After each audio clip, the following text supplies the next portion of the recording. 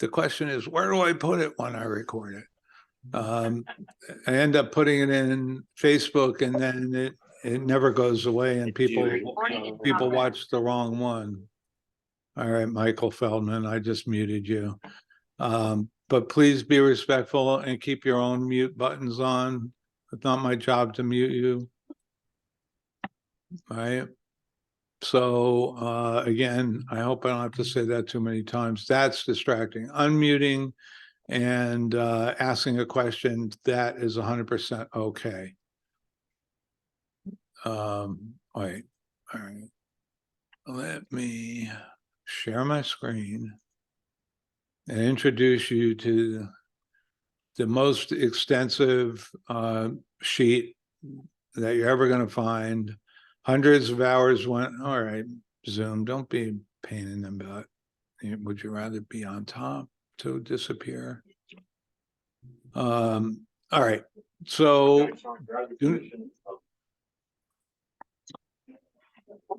all right, come on, guys. Don't make me have to mute you, please. Watch your own mute buttons, especially if you got background noise. Let's open this up. You know, sometimes Zoom just doesn't want to disappear.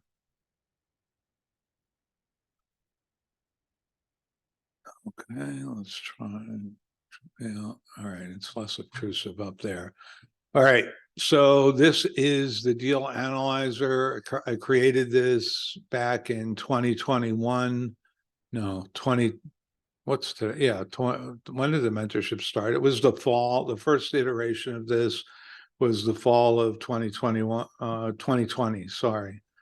So you can see the last major update to this was not September 12th of last year. So we've managed to go through a year without doing any revisions, which means this is a really stable version of this. By the way, let me put into the chat the link.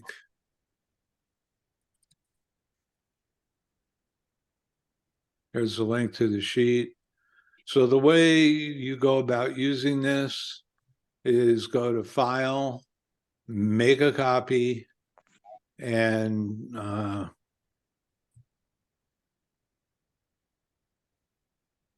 give it a name. Usually I'm naming these by the address, or at least, you know, the address, at least the street address.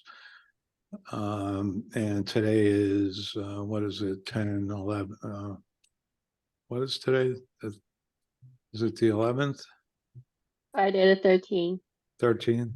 Yep. Oh yeah, Friday the 13th. Pace has been talking about that all week on the elephant. Friday the 13th, Friday the 13th. He loves it. Okay. Make a copy. Do not send a sharing request to me, because you are not getting editing access to the original. It's not going to happen. So don't send a share request. File, make a copy. That's your own private Idaho. Once you make a copy, make as many copies as you need. All right. So just so you understand, I created this originally. Pace asked me and Darren Talcott to work with this college student that he met, who to help her write the sheet. And what Darren and I ended up doing was basically teaching her sub-to. But she was a college student, and she was more interested in doing college student things than working on a spreadsheet. So ultimately, in order to get this done, I just said, well, hell, I want it. I want it for myself. I'm just going to do it to make myself happy.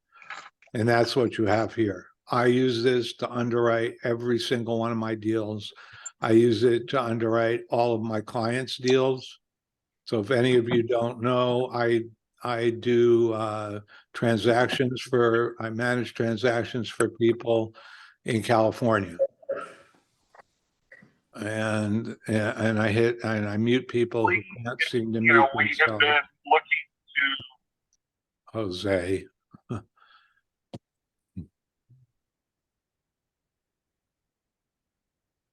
And do not have your note takers here, leave the spaces, this is a limited meeting, leave the spaces for real people to come. And this is being recorded, so you can get the recording and we'll post it, and you can take all the notes you want from the meeting at that point.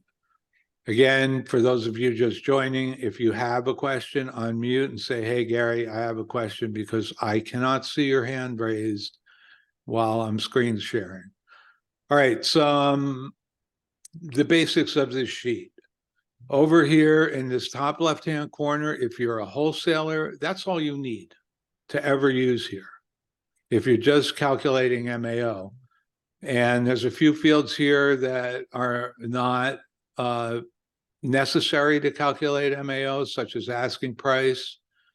And there's some calculations here, like difference from asking and MAO as a percent of ARV. These are there to help you rationalize whether it's worth making an offer on the property, or are they just going to throw daggers at you because you're so freaking low on your offer. They're just there for decision making. Everything that's in that light blue highlight has a formula behind it. So as you can see, there's formulas in all these fields.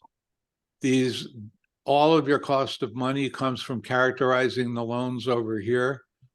So the green means loans, money coming in. Green is money. The orange tags here are to try to help you, guide you through the sheet. This section here is what I call the P&L, the profit and loss. Will answer the question, does it cash flow? And if you want to overwrite any of these fields, you don't want to take the time to characterize your loans, to populate this, it's okay. Break the sheet. You can always make another copy, right? So if you want to be down and dirty and overwrite the formulas, that's up to you. But just understand, every highlighted field is a calculated field. I have one question, Gary. So with the cash flow, to get the cash flow for long-term rental, would you go ahead and subtract out like all the war chests to get the cash flow, or are we just going to go straight off of like what PITI is? And Do you see the costs here? Yeah. Oh, I do see it down there at the bottom. So you can set your war chest by percentage, and then it calculates it.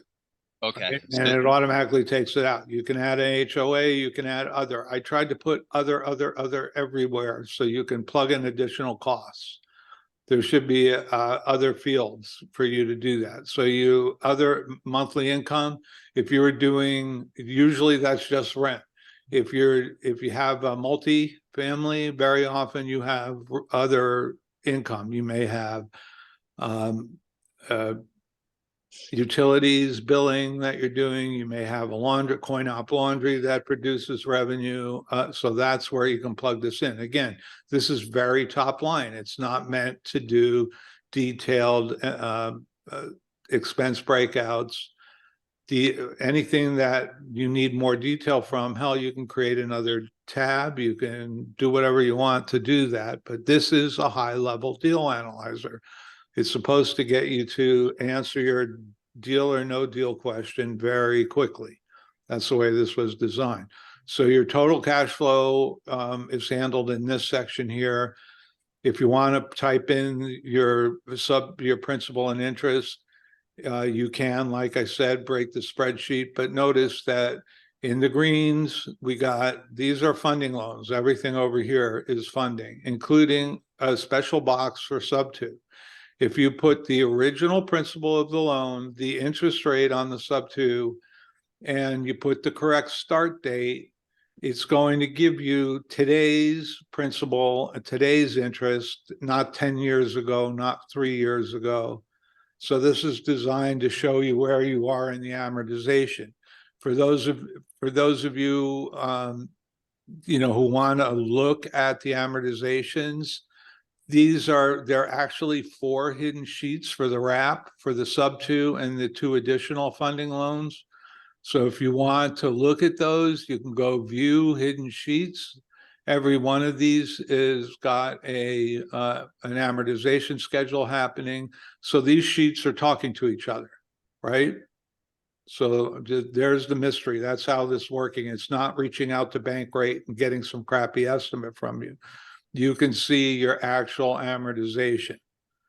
And amortization's amortization. If this is off somehow from what you're showing from another source, there has to be an explanation. We got the wrong start date, or we have the wrong something, the wrong principal amount, or it's an adjustable rate. There's no way I can account for that.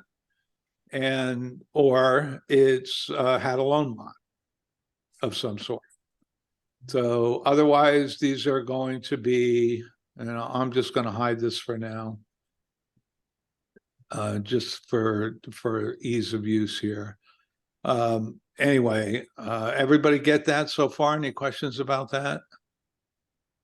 So there's no necessary starting place here. Sometimes I come into the sheet and I just want to look at a loan amortization, and I'll just start, I close a lot of sub-2 deals with other students. So one of the things I need to do is find what's owed, what's going to be owed the day we close.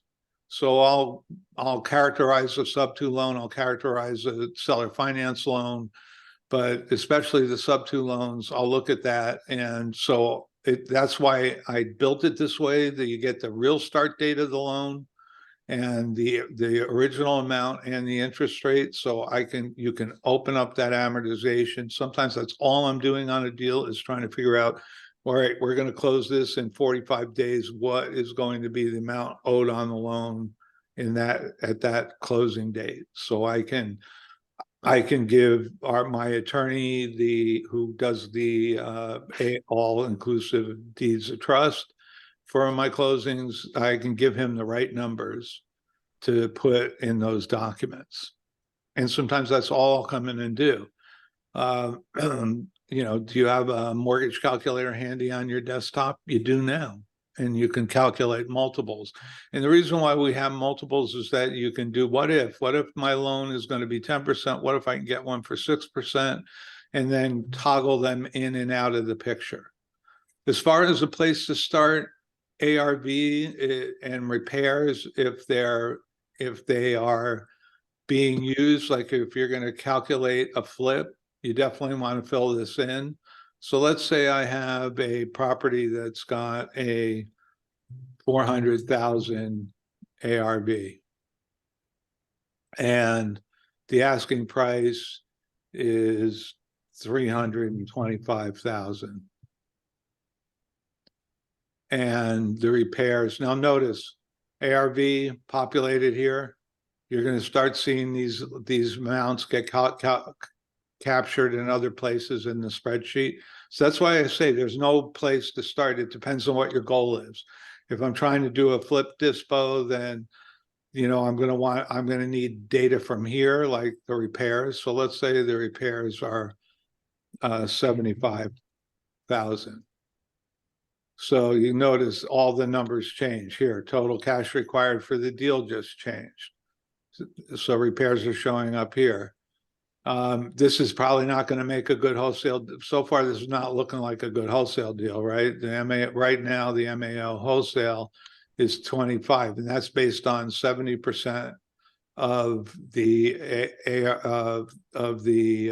asking price. So that there's 70% wholesale discount. And let's say I want to make a $10,000 assignment fee on there. That brings me down to 195. Now, if the market's a stronger market, maybe I can work at an 83%, which would bring my wholesale up to 247. It just depends on your market. You need to adjust that number for your market. If you don't understand how to do MAO, we could do a whole session on that, maximum allowable offer for wholesaling. But this is all you need as a wholesaler. If you get the numbers here, you don't need the rest of it. But if I wanted to figure out what what my flip dispo is, or if I want to figure out if it cash flows, I've got to keep adding some numbers here. So let's say the rents on this is 1,800 a month. I'm just making up numbers, right? And there's no additional income. So far, I'm going to set my maintenance war chest at 20%, like Pace suggests. So my cost of money has got to come in around 1,000 for me to cash flow on this. Now, let's say I'm not doing a sub-2 on this, and I want to my purchase price. Let me put a purchase price. Let's say I'm going to offer, and let's say the ARB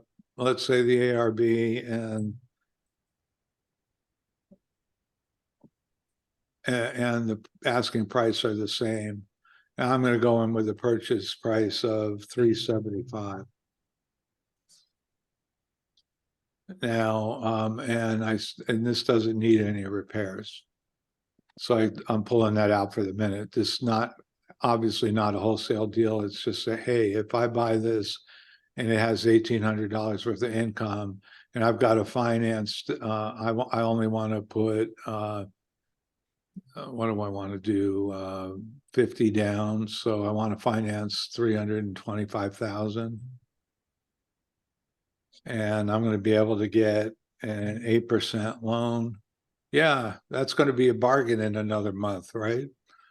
And doesn't matter where I put, it doesn't, from a cash flow perspective, if I'm saying this is not starting until 10, 1/23, it's, I can't even type 2023.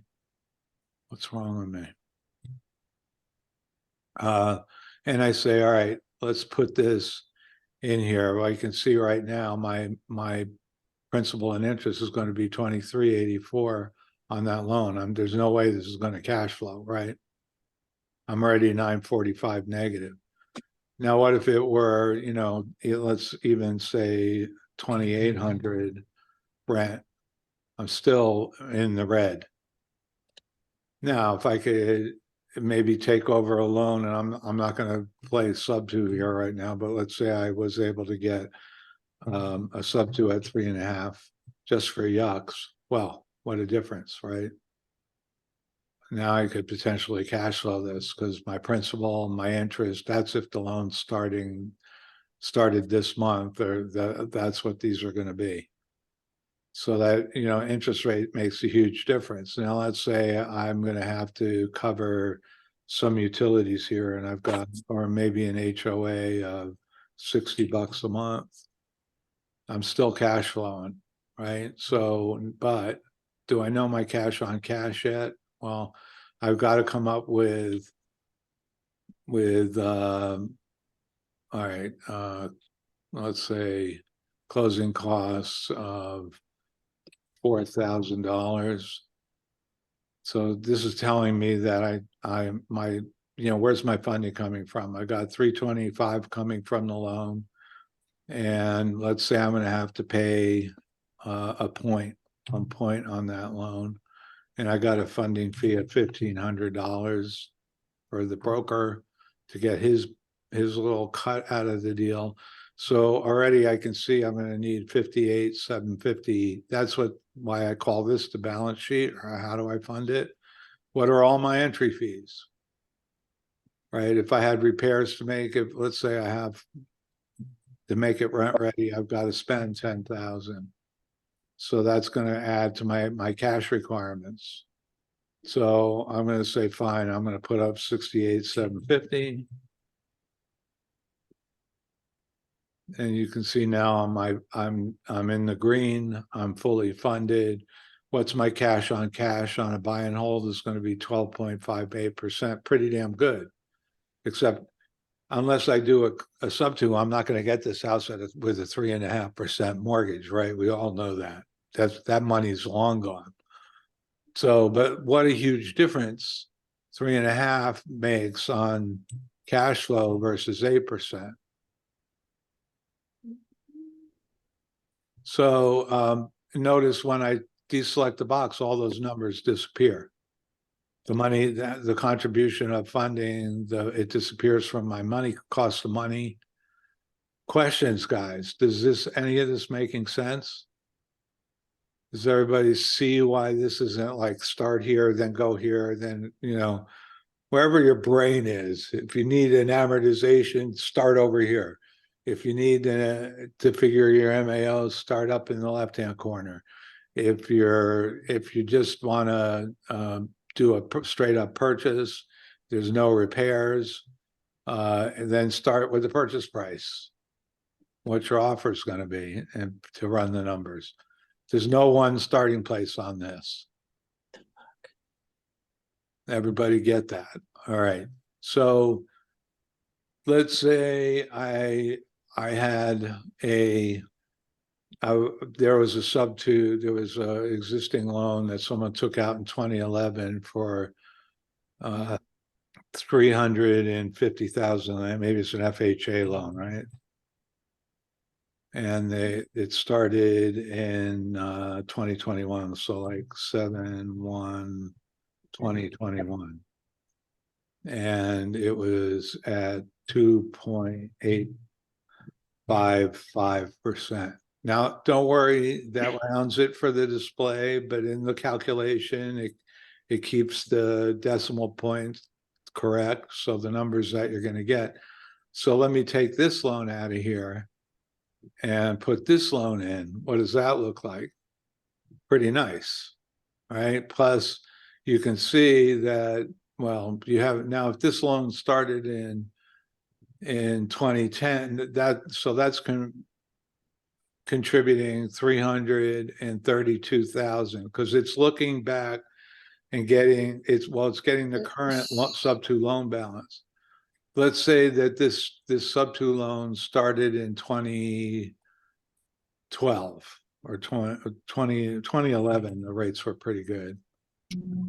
So notice that my funding went down, because the balance of that $350,000 loan is now $240,000.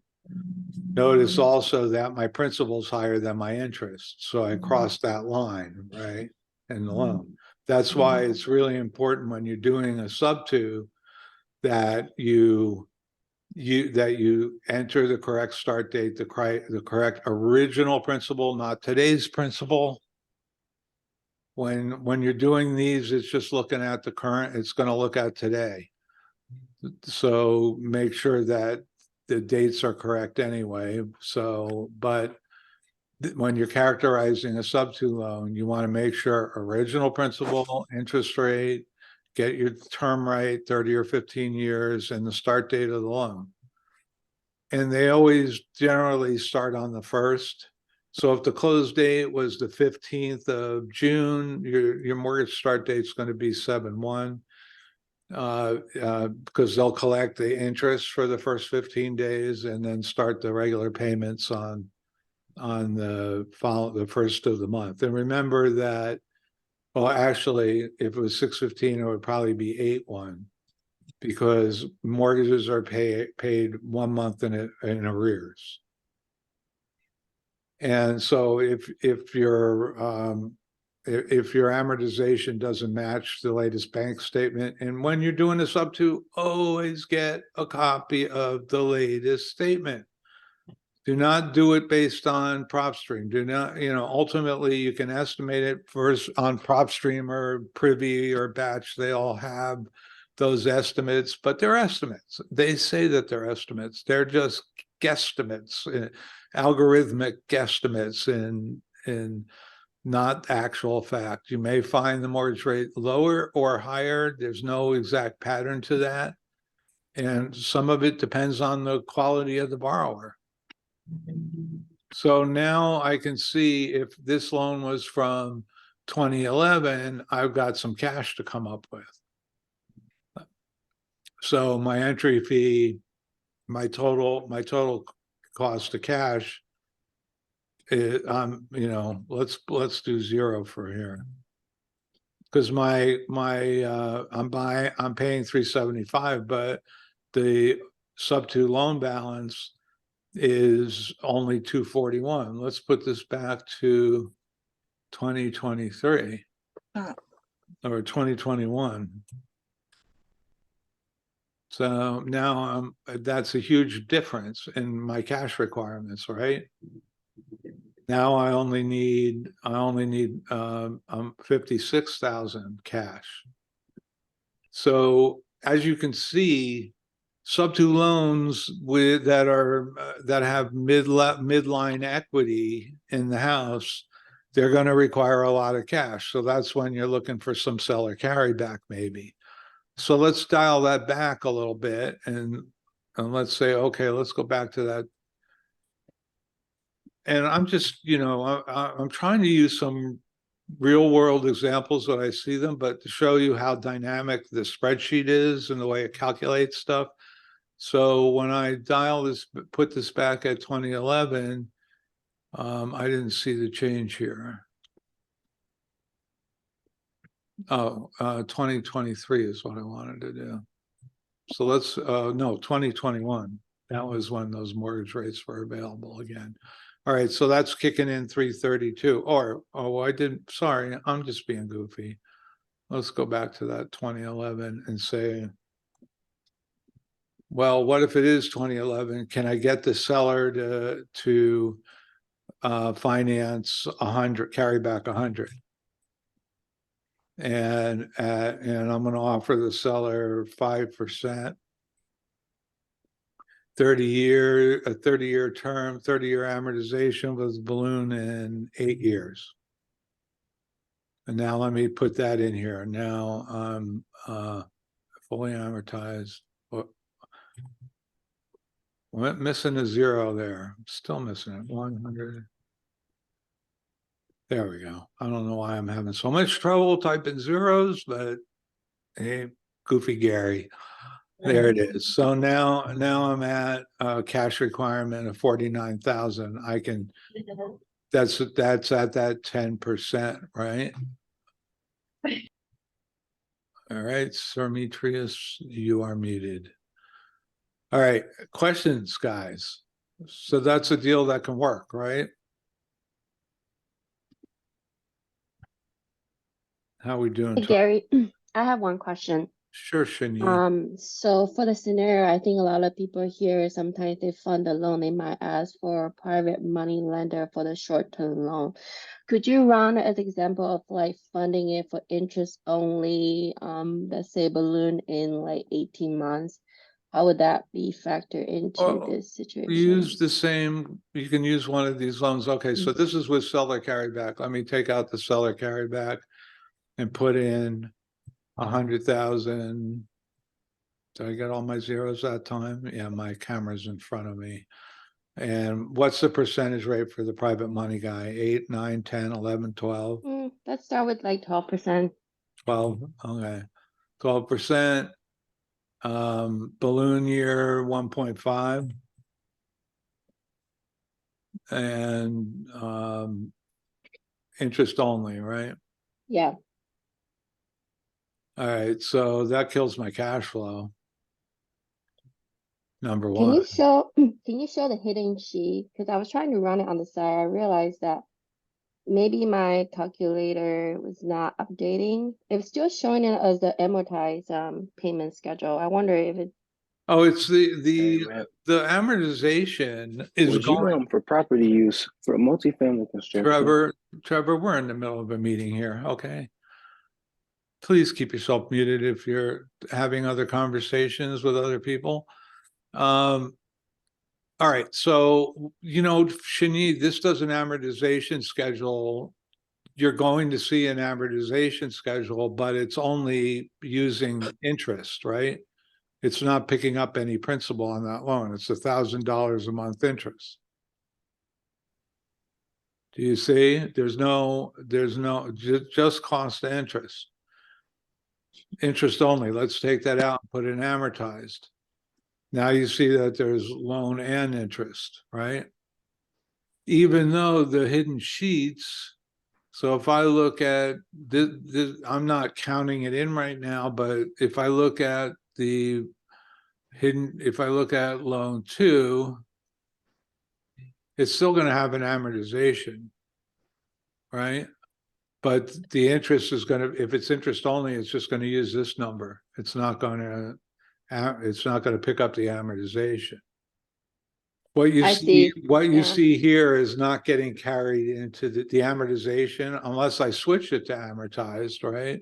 So if I go back to the deal sheet and I switch this to amortized, then it's going to, and I pull this in and this one out, now you're going to see, oh, there's a tiny little bit of principal happening. I see. So the hidden sheet is always shown as amortized. Yeah, it's schedule. always going to show the full schedule Okay, because that you, explains it. so that, I yeah, was so like, that you can like flip between them, right? Interest only, take out the principal. And the interest is going to stay the same as the first day as it ever was because you're never reducing the principal. You're not amortizing. So that the interest payment will never change. Make sense? it makes sense now because I thought the hidden sheet will also update it based on the drop down menu that we pick, either like amortize or interest only. It's So going to that run makes the sense in a way. amortization. Yeah, what's going to get pushed into the calculations in the surface sheet is going to be based on what you choose here. It's either amortized or interest only. So if it's interest only, you're just going to see the interest payment. If you go amortized, and this is amortized over 30 years, you're going to get a whole $28 worth of principal in there. But that's a very short-term approach, right? Because 18 months, you got to find replacement money for this. Much better to get the seller financing, right? Let's pump that back in. See, you see what I mean? I built this so you could characterize multiple loans and do what if I do this? With the seller carryback and the sub-2 loan, I'm still cash flowing $194 a month. Well, my cash on cash has dropped a little bit, but I haven't put the cash in. So let's say I've got $50,000 cash. Now I'm down to a 4.68. Remember, you're banking 560. You've got a sub-2 loan that started in 2011, which you look at is every month you're accumulating 800 to 900 and soon more than that a month in amortization and pure equity. Why wouldn't you take this? To me, this is a deal, but everybody's going to be different. If this opportunity came along on a $400,000 house for me, and I could get that seller carryback with this is a deal I could do. Now, I mean, it would be nice. I'd probably ask for 4% first, right? But even still, that doesn't tip the deal that much. You know, the difference between 4% and 5% is about $50. But I'll take whatever I can get here, right? So everybody sees how dynamic this sheet is. Specific questions, scenarios anybody wants me to run? Does anybody here, Flipper wants to see how it calculates the flip? Hey, Gary, Ivanhoe Alvarez here. Could you hear me? Yes, I can hear you fine, Ivanhoe. How are you? Great to speak to you again. Likewise. This is super impressive. We had a meetup last night, made it home at like 3 a.m. So I'm exhausted and I'm a little cross-eyed here. 3 a.m. Where was that meetup? Orlando sub-2 Oh, meetup that's group. right. Pace takes Orlando. I was like, who else could hold an audience till 3 a.m.? You know? Oh no, Pace wasn't here. We had Carl Allen speaking last night. Oh, So okay. Well, but either way. you got a rowdy crowd down there in Orlando. Oh, for sure. You were showing where it says funding loan 1, that was where you were showing it as the owner carryback.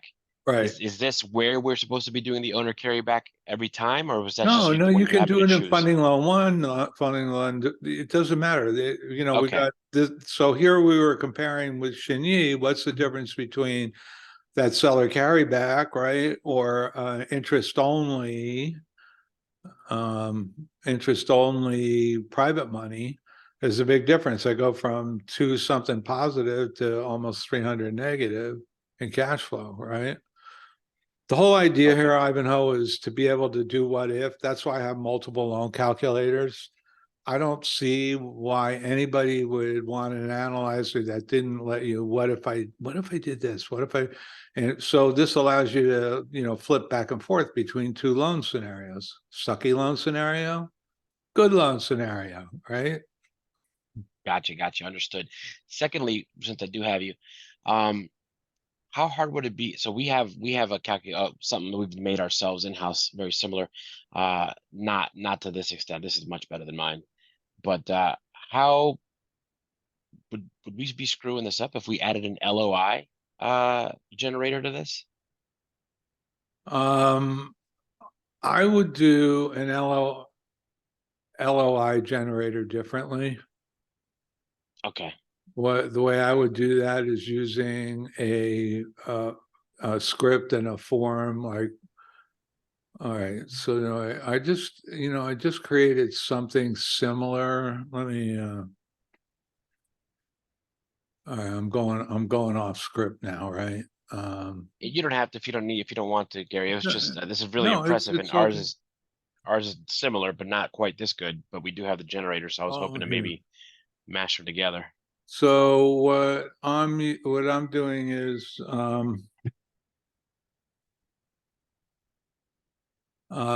am what I have is like this form. I just wrote this yesterday. Will Gotcha. generate all the post-closing docs for a sub two.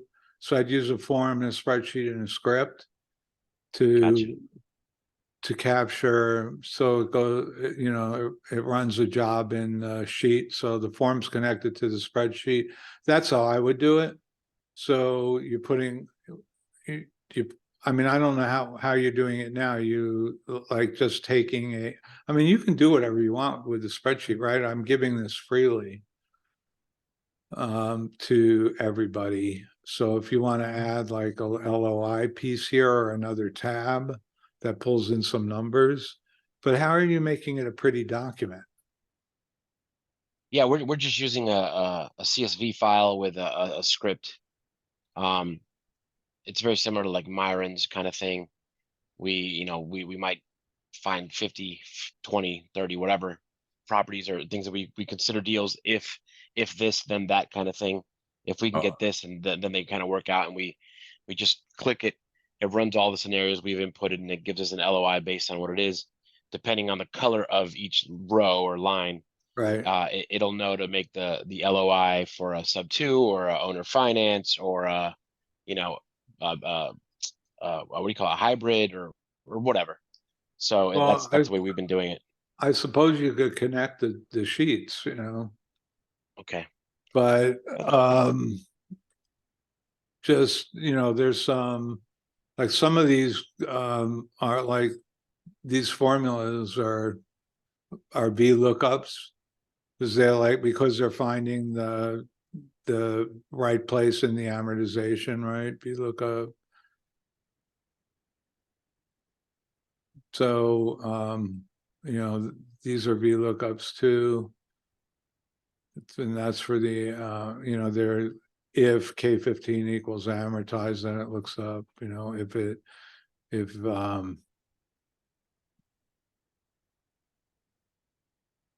not, it'll just pull the interest top level. That's what was confusing Shinyi, that those amortizations are back there. But I'd say strong maybe, you know. Okay. I can live with that. I can live with that. And I I appreciate mean, your time and congrats on this. This sheet is spectacular. well, thank you. I love everybody I know who uses it won't do a deal without it, including myself. It's the first thing I do is All right, let's open one up. And the biggest danger for me is that I start working on the original, forgetting to copy it. That's not a problem for anybody else because you can't start editing it and you won't. Like I said, for anybody who wasn't here at the beginning, do not request access because you have access. Go to File, make a copy. So, I've got the original. This is the original. Is there anybody who, I have to look at the chat. I have people send me. So I see Lucas wants to see the flip example. Yeah, I can probably show that real quickly. Beautiful. I'll leave you to it, Gary. Thank you so much for your time. For everybody, there's the link. And I'll do a flip example. So let's say ARV is 400,000. Repairs is 40. I think you're editing the original. Oh, see, that's the danger for me. Thank you. You're welcome.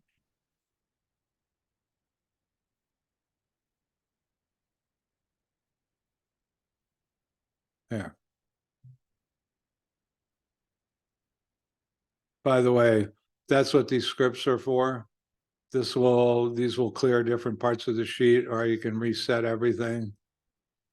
And the first time you import this or run it, it's going to ask you, to approve the danger as macros.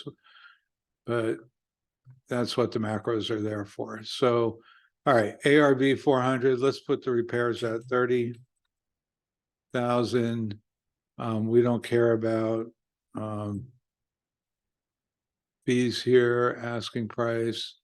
And let's say the asking price here is 350. Not that it matters, because really all we care about is our purchase price. I know I need to buy this at 275,000. I've got repairs of 3, so you can see the acquisition cost comes in here.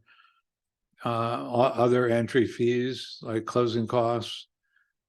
So right now I'm at an $88,000 profit.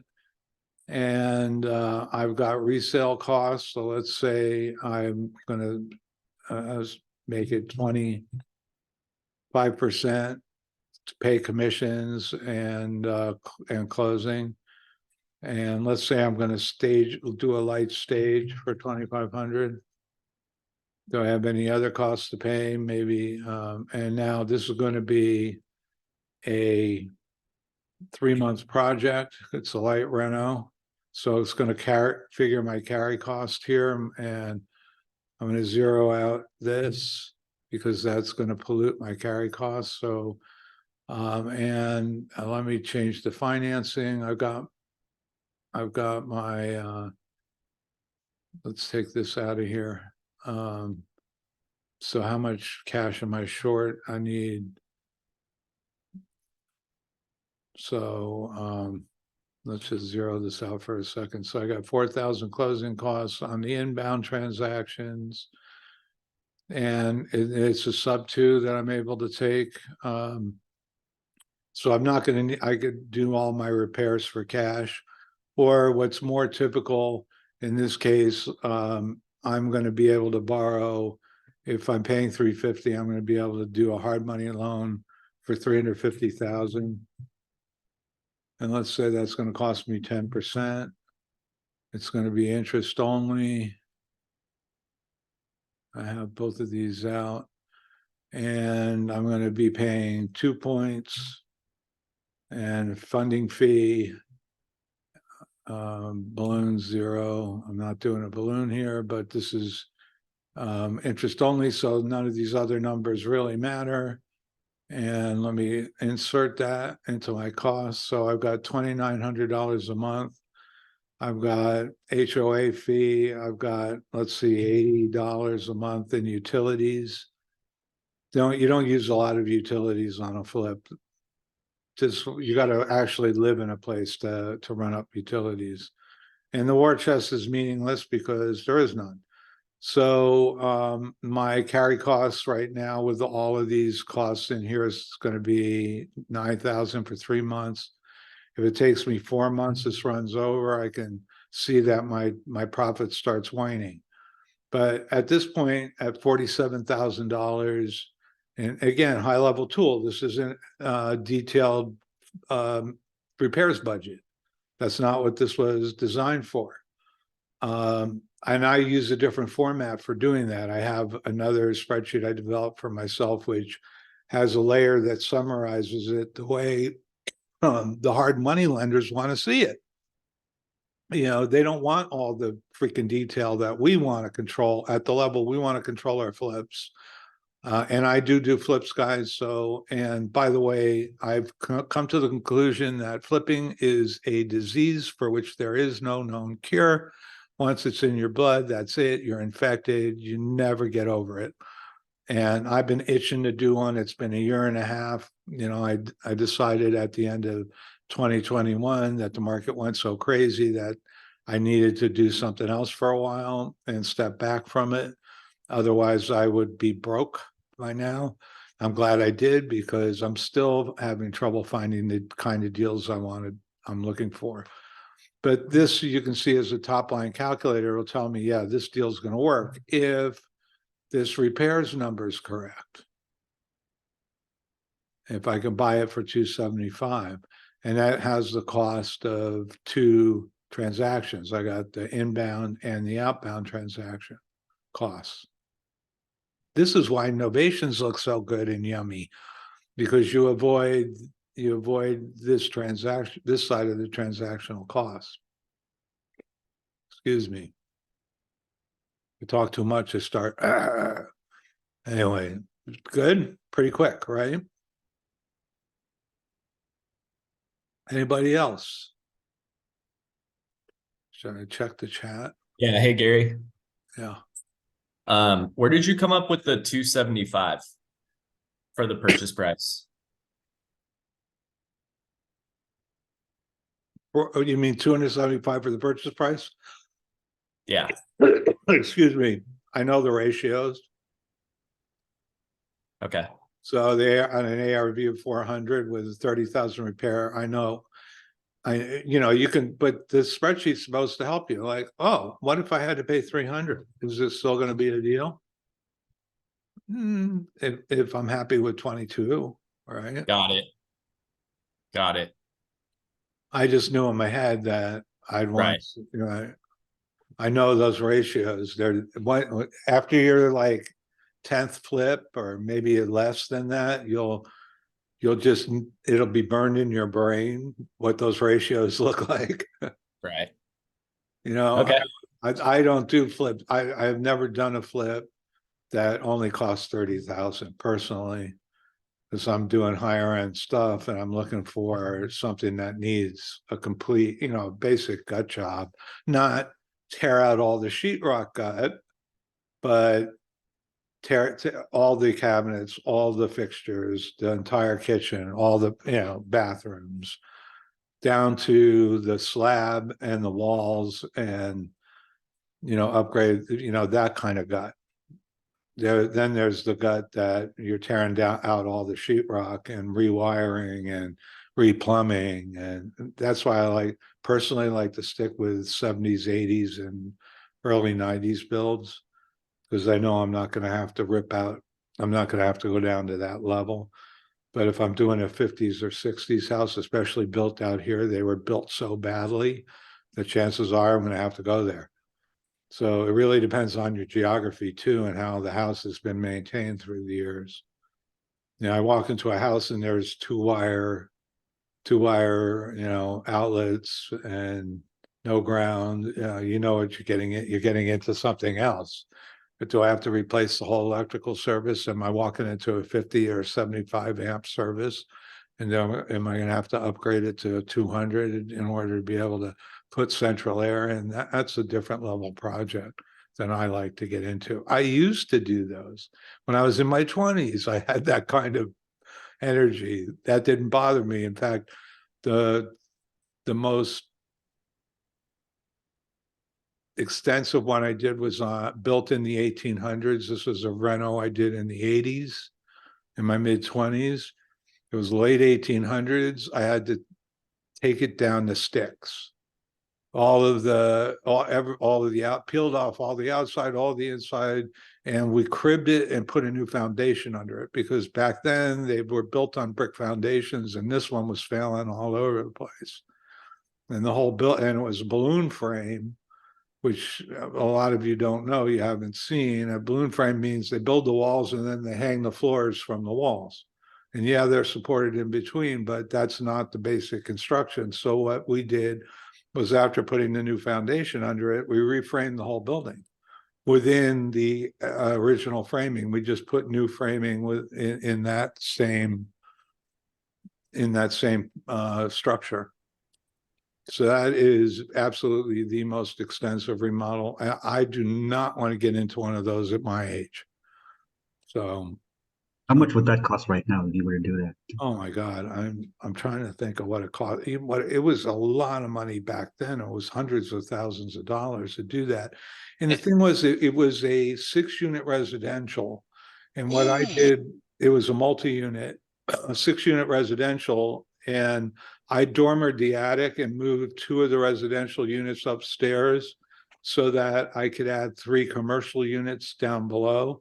And it was pre-existing non-conforming, which means, you know, you can't, if you knock it down, then you have to build, you know, what's allowed today. And when that would have killed it, the lot was too small to build very much on it. So the cost of renovation was probably double what it would have been to knock it down and rebuild it, but they wouldn't let you do that.